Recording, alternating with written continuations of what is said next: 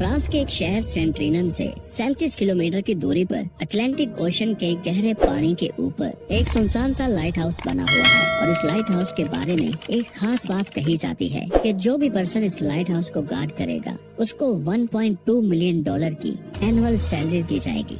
ये रकम 32 करोड़ रुपए बनती है, लेकिन उसके बावजूद भी 1991 से यहाँ कोई भी इंसान ये जॉब करने के लिए राजी नहीं हुआ और इसके पीछे की वजह जानकर आपके रोंगटे खड़े हो जाएंगे। आमतौर पर लाइट हाउस को समंदर में एक बुलंद जगह या चट्टानों के ऊपर बनाया जाता है ताकि इसकी रोशनी ओशन के अंदर जहाजों और कश्तियों को सही रास्ता दिखा सके, ताकि वो साहिल से या फिर चट्टानी रास्ते से ना टकरा जाएं। पूरी दुनिया में इस वक्त 18,000 से ज्यादा लाइट हाउसेज हैं, लेकिन इनमें से 4,000 लाइट हाउस ऐसे हैं जो अभी पूरी तरह से एक्टिव हैं और इन्हीं में से एक लाइट हाउस ऐसा है जिसके बारे में लोग बात करने से भी डरते हैं।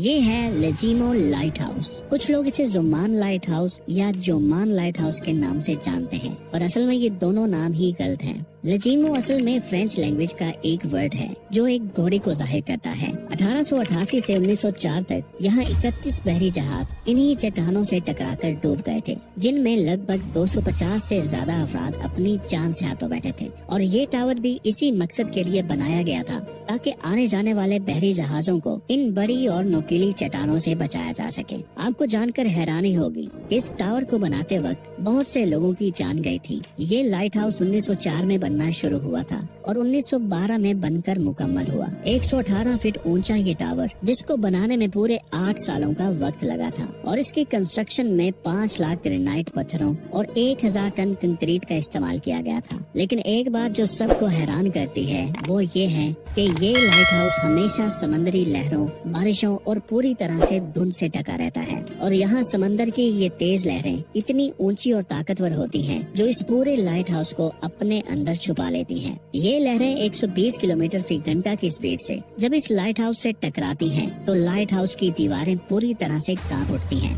5 दिसंबर 1991 ये एक हिस्ट्री का तूफानी दिन था जब 60 फीट बुलंद लहरें इस लाइट हाउस से टकरा रही थीं। उस वक्त लाइट हाउस की निगरानी पैरली गोफ कर रहा था, जो उस वक्त इसके अंदर अपनी ड्यूटी कर रहा था और ये पूरी तरह से इस तूफान में डरा हुआ था। अचानक इसने बाहर हेलीकॉप्टर की आवाज सुनी, ये समझकर कि शायद कोई बाहर इसकी मदद के लिए आया है। लेकिन वो हेलीकॉप्टर जॉन गोशार्ड का था, जो एक फोटोग्राफर था और वो उस दिन समुद्री तूफान की फोटोग्राफी कर रहा था। जैसे ही पेयरली गोफ लाइट हाउस के दरवाजे पर मदद के लिए पहुंचा तो लाइट हाउस के पीछे से एक जबरदस्त लहर उठी और इसे अपने साथ बहा ले गई, जिसके नतीजे में इसकी मौत हो जाती है और उसकी बॉडी समंदर में कहीं भी नहीं मिलती। लेकिन उस वक्त की एक फोटो जरूर मिलती है जो उसी हेलीकॉप्टर से जॉन गोशार्ड ने बनाई थी, जिसके बाद ये लाइट हाउस बहुत ज्यादा फेमस हो जाता है और इस फोटो के साथ साथ कुछ बातें भी बहुत ज्यादा फेमस हो जाती हैं जो इस लाइट हाउस को और ज्यादा खौफनाक बना देती है। इस अजीबोगरीब लाइट हाउस को देखकर अक्सर लोगों के दिमाग में सवाल आता है कि आखिर इस लाइट हाउस को बनाना क्यों जरूरी था और ये बात क्यों जरूरी है कि हमेशा इस टावर की लाइट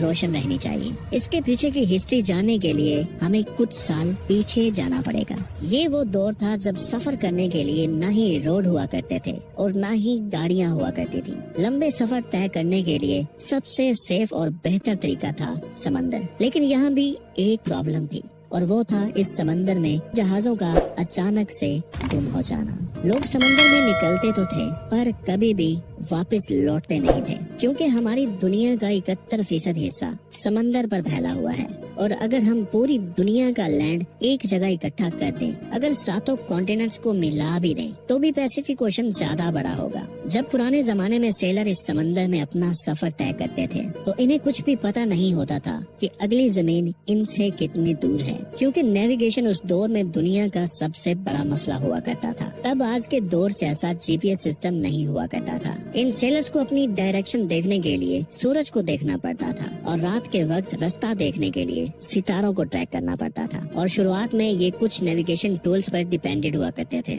जिनसे इन्हें किसी हद तक समंदर में रास्ता तलाश करने में मदद मिलती थी। मगर समंदर में सैकड़ों किलोमीटर दूर जब तूफान आता था तो ये जहाज पूरी तरह से अपनी डायरेक्शन खो देते थे, जिस वजह से ये महीनों तक ओशन में भटकते रहते थे और फिर जमीन ना मिलने की वजह से ये लोग समंदर के अंदर ही भूख प्यास से मारे जाते थे। एक ऐसा ही हादसा हुआ था जिसने उस दौर में समंदर में सबको हिला कर रख दिया।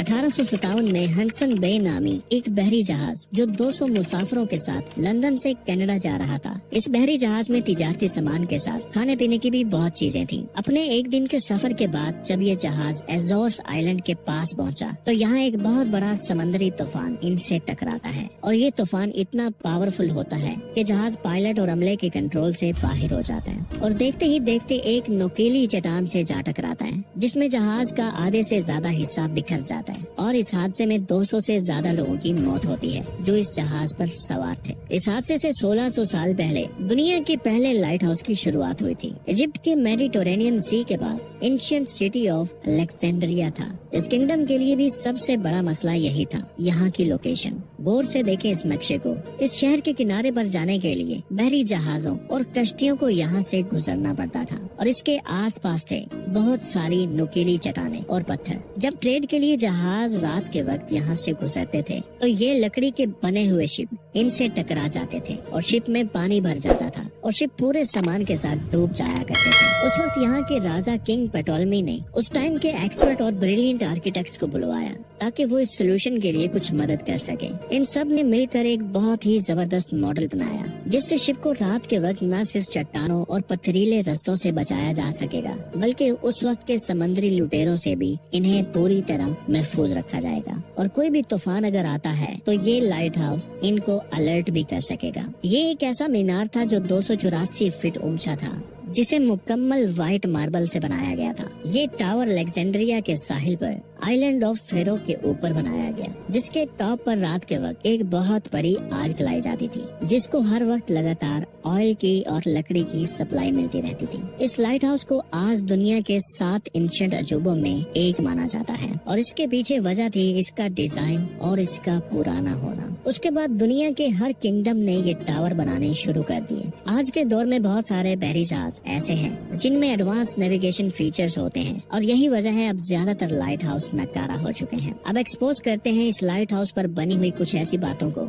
जिसका हकीकत से कोई भी लेना देना नहीं। सबसे पहले बात करते हैं इसकी $1.2 मिलियन की एनुअल सैलरी की। क्या ये बात सच है? इस टावर पर काम करने वाले वर्कर्स को सालाना 32 करोड़ रुपए दिए जाते हैं। 1991 से पेयरली गोफ की मौत के इंसिडेंट के बाद इस लाइट हाउस को बिल्कुल ऑटोमेटेड बना दिया गया था जिसके बाद यहाँ कोई भी वर्कर काम करने के लिए नहीं आया। इस लाइट हाउस को डायरेक्ट ही सैटेलाइट के साथ कनेक्ट किया गया ताकि दूर से ही इसको कंट्रोल किया जा सके। दुनिया में अभी भी कुछ ऐसे लाइट हाउस टावर हैं जिनमें अभी भी लोग काम करते हैं। यहाँ काम करने के लिए वर्कर्स की जिंदगी खतरे से भरी हुई होती है। इनको कई महीनों की ट्रेनिंग दी जाती है ये काम करने के लिए। कोई भी आम आदमी यहाँ 4 घंटे भी जिंदा नहीं रह सकता।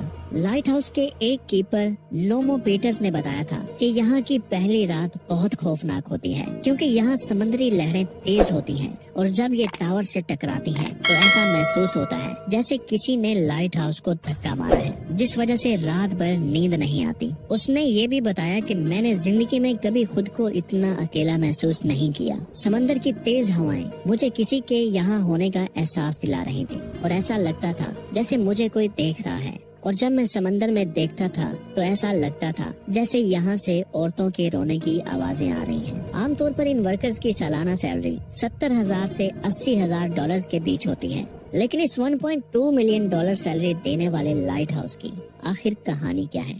सैलरी का इतना बड़ा फिगर सुनकर दुनिया भर से 50,000 लोगों ने इस जॉब के लिए अप्लाई किया, मगर इसकी हकीकत कुछ और है। दोस्तों, जब ये टावर बना था तो इसको बनाने में उस वक्त 1 लाख यूरो का खर्च आया था, जो लगभग आज के दौर में भी 29 करोड़ रुपए बनते हैं। मेरा आपसे सवाल है, एक लाइट हाउस जो बना ही 29 करोड़ में था, उस पर काम करने वाले कीपर की सैलरी 32 करोड़ रुपए कैसे हो सकती है? ये एक तरह का बिजनेस है जिसका फायदा उठाकर आपके साथ बहुत बड़ा स्कैम किया जा रहा है। इस स्कैम का शिकार ज्यादातर वो लोग हुए हैं जिन्होंने इस जॉब के लिए फेक वेबसाइट के थ्रू फॉर्म सबमिट किए थे, और यही हकीकत है। दुनिया में ऐसी बहुत सी मिस्ट्रीज हैं जिन्हें सॉल्व किया जा चुका है, मगर एक मिस्ट्री ऐसी भी है जिसे अभी तक सॉल्व नहीं किया गया, और वो मिस्ट्री है इजिप्ट के पिरामिड ऑफ गीजा की। आखिर इन पिरामिड्स के बनाने का मकसद क्या था, और जब इसके अंदर देखने के लिए रिसर्चर्स की एक टीम ने एक रोबोटिक कैमरा इसके अंदर दाखिल किया, तो इसके अंदर ऐसा क्या मिला जो पिछले 4500 सालों से किसी ने नहीं देखा था।